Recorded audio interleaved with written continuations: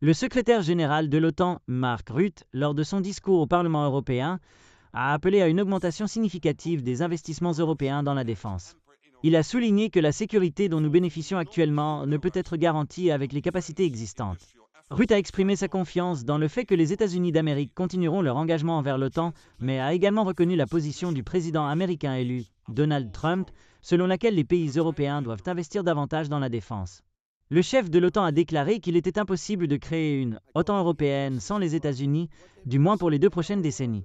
Selon lui, une telle initiative nécessiterait que les pays européens partagent environ 8% de leur PIB pour la défense, un chiffre très élevé par rapport aux investissements actuels. Plus de 60% des investissements totaux de l'OTAN proviennent des États-Unis. Tous les autres pays membres, y compris le Canada, contribuent à moins de 40%.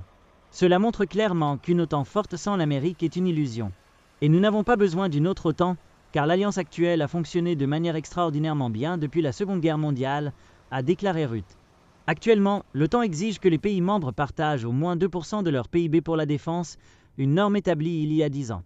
Cependant, jusqu'à présent, seuls 2 tiers des pays membres ont atteint cet objectif. Rutte a averti que les risques mondiaux ont augmenté, suggérant que la contribution minimale devrait passer à 3,7% du PIB. Rutte a également souligné l'importance de la coopération entre l'OTAN et l'Union européenne, appelant à éviter la duplication des responsabilités et des ressources. Il a souligné que cette coopération est vitale pour faire face aux menaces venant de la Russie, mais de plus en plus aussi de la Chine, de l'Iran et de la Corée du Nord, qui renforcent leurs liens avec la Russie.